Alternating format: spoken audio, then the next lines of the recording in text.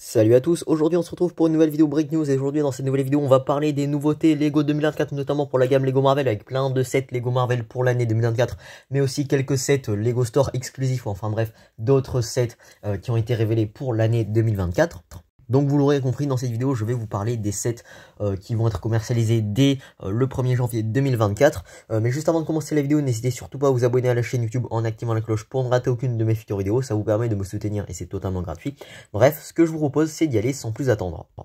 Et on commence avec la référence 76282, la buildable figure de Rocket Raccoon et du bébé Groot en mini-figurine exclusive. Une boîte qui sera vendue dès le 1er janvier 2024 pour la somme de 59,99 €. Je vous en avais déjà parlé dans les vidéos leaks concernant mon avis sur cette boîte, je la trouve plutôt sympa. Bon, ça fait peut-être un petit peu cher, mais la buildable figure est plutôt réussie. On a pas mal de slots, pas mal de couleurs, ça représente bien le personnage que l'on a vu dans les films. Donc honnêtement, pour moi, c'est un grand oui si on est fan hardcore de Marvel. Mais bon, après 60 €, ça fait quand même une somme, un budget, donc faudra essayer de trouver cette boîte en promo. Ensuite, on a la référence 76279, la voiture de course de Spider-Man avec Venom en Goblin vert. Donc pourquoi pas une boîte qui sera par contre commercialisée à 29,99 € toujours le 1er janvier 2024. Et ça, c'est un petit peu dommage, 30 balles pour la voiture et quelques figurines. Bon, il n'y en a que deux, ça fait cher. Non, il n'y en a même pas deux, il y en a trois il me semble, hein, oui. Mais bon, par contre, ça fait cher, hein, parce que 30 €, non, c'est trop cher, n'achetez pas ça. Et en plus, c'est même pas une boîte 4+, donc ça, techniquement, moi je devrais donner 20 balles en termes de valeur. Là, 30 € c'est trop cher, mais après, si vous êtes fan hardcore et que vous voulez les figurines, pourquoi pas. Mais attendez évidemment une grosse promotion, parce que là, cette boîte, c'est juste hors de prix. En parlant de cette hors de prix, on a aussi la référence 76277, l'armure de War Machine, donc le mech de War Machine avec son armure. Donc ce mecha, une boîte qui sera commercialisée pour 14,99 € avec la figurine exclusive en revanche de War Machine. Donc pourquoi pas, pour les fans, pourquoi pas. Bon après évidemment, faut être un fan hardcore soit de Marvel, soit de ce personnage-là. 15 balles pour un mec, ça fait cher, hein. En général, les mecs, normalement, c'est 10 € en termes de valeur. Là, c'est 15 €. Bon après, c'est normal, hein, ce sont des mecs sous licence. Star Wars aussi, c'est aux alentours de 15 €. Et les mecs de Star Wars, enfin de Marvel, donc de cette année, c'était aussi 15 €. Bon après, il faut comprendre qu'il y en a aussi la licence. Mais si on fait le ratio avec le nombre de pièces par rapport au prix, c'est pas du tout proportionnel. Ça vaut même pas le coup. Faut pas acheter ça. Bon après, c'est vous qui voyez si vous êtes un fan hardcore. Moi, personnellement, je passe. Et puis de toute façon, tous les sets de cette vague Marvel, je passe.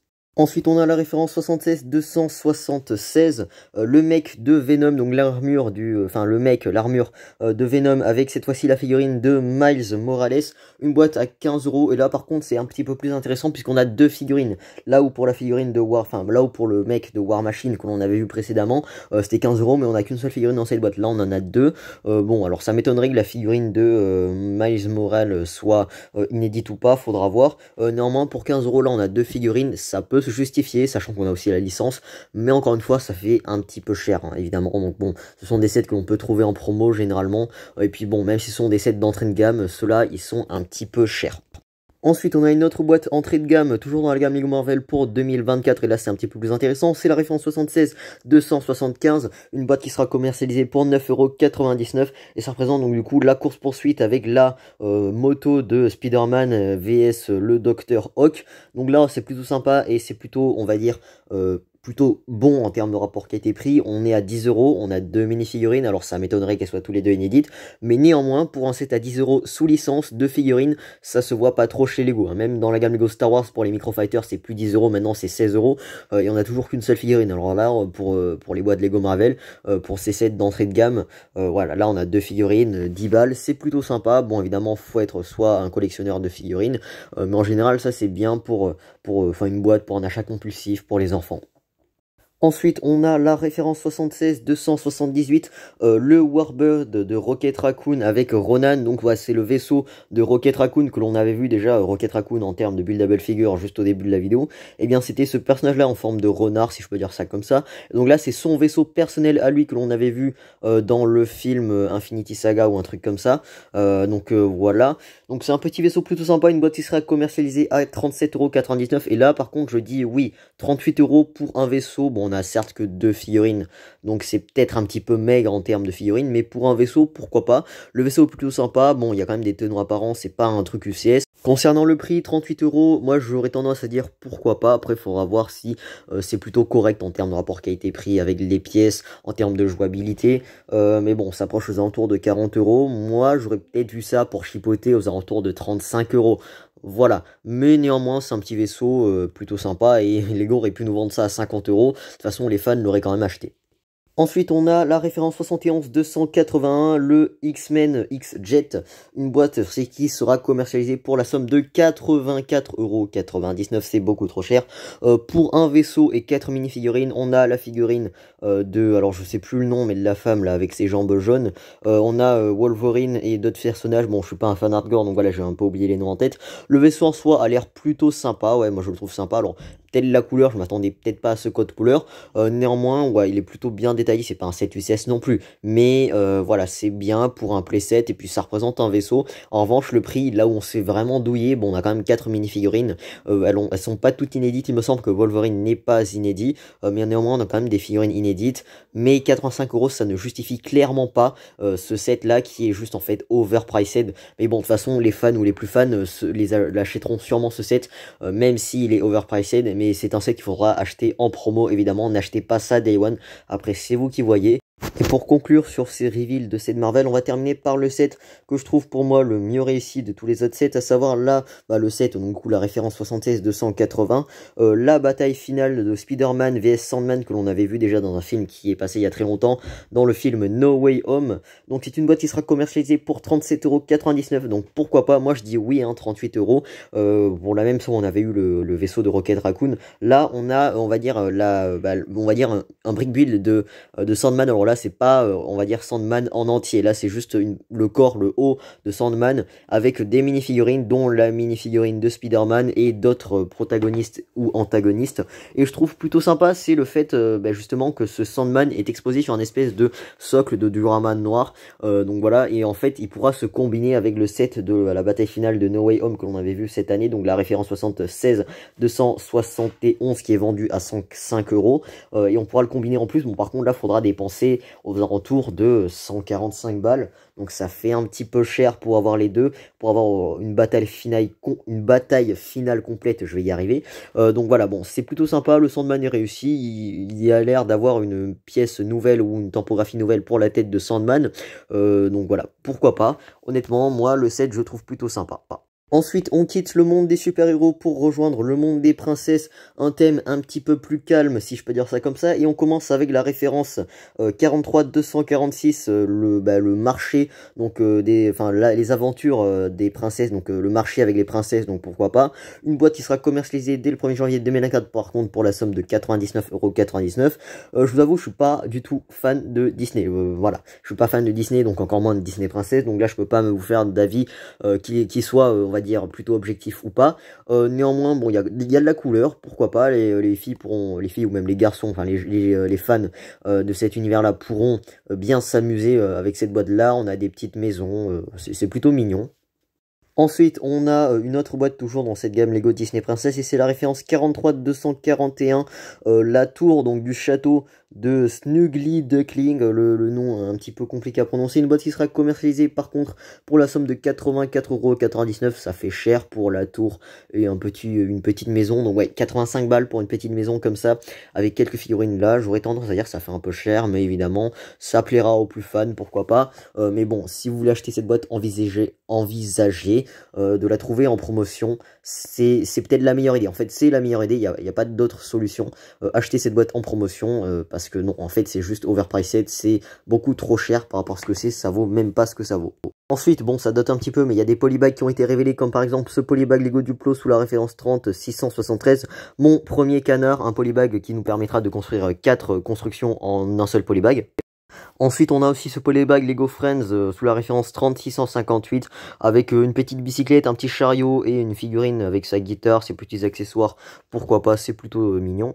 On a aussi ce polybag sous la référence 3659, toujours dans la gamme Lego Friends, qui est en fait, on va dire, des fleurs, un tournesol, une rose et une autre fleur lambda, qui est posée sur une plate, donc pourquoi pas. Ensuite, on a un polybag Lego Creator sous la référence 3666, un petit chien que je trouve plutôt mignon, un polybag 3 en 1 qui nous permettra de faire d'autres animaux aussi.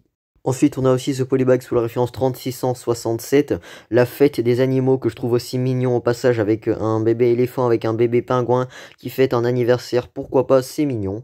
Et puis on a aussi le polybag référence 30669, cette fois-ci toujours dans la gamme Lego Creator, qui représente un petit avion à hélice, pourquoi pas, qui nous permettra aussi de faire d'autres constructions au passage. Donc je précise au passage que ces polybags ont tous une valeur de 3,99 € qui ne sont pas vendus par Lego, ou tout du moins pas sur la boutique en ligne Lego. Ça peut être vendu en Lego Store, c'est rare. En général, c'est souvent offert en tant que gift with purchase, donc dans le cadre d'une offre promotionnelle offert sous seuil d'achat minimum, ou souvent aussi dans les vendeurs partenaires comme JB Speedwagon ou des vendeurs allemands, Lucky Bricks, tout ça, ou même dans vos magasins de jouets lorsqu'ils font des événements et tout, ils offrent des polybags. Donc voilà, faut être attentif, mais en général, ces polybags, ça se vend surtout sur des vendeurs partenaires de type JB Speedwagon. Là, par exemple, c'est en Allemagne. Vous pouvez trouver aussi sur le marché secondaire, mais néanmoins, ces polybags, vous les trouverez pas chez Lego, ça c'est sûr. Ensuite, j'en avais déjà parlé dans une précédente vidéo leaks, mais là on en reparle, ça a été révélé il y a longtemps au passage. La référence 4725, les Cherry Blossoms, donc je ne pouvais pas la traduction, je sais même pas ce que c'est. Bon, c'est des fleurs, c'est une boîte qui est exclusive à Lego, c'est-à-dire que vous pouvez la trouver uniquement en Lego Store ou alors sur la boutique en ligne officielle Lego, et c'est vendu dès le 1er janvier 2024 pour la somme de 14,99 €. Pourquoi pas, c'est plutôt mignon, 438 pièces. Ensuite, on a la référence 40709, toujours en set exclusif Lego, qui représente, on va dire, l'aire de jeu des animaux d'automne. Une boîte qui sera commercialisée pour 12,99 € dès le 1er janvier 2024. Mais aussi, on a la référence 4711, le date, le rendez-vous, le date de la Saint-Valentin, du pique-nique avec les hérissons. Donc pourquoi pas une boîte que je trouve par contre très mignon sous la référence 4711, qui coûte la somme de 12,99 €. Et ensuite, on a la référence 4713, la carte postale du Japon, une boîte commercialisée, enfin qui sera commercialisée du coup pour 14,99 €.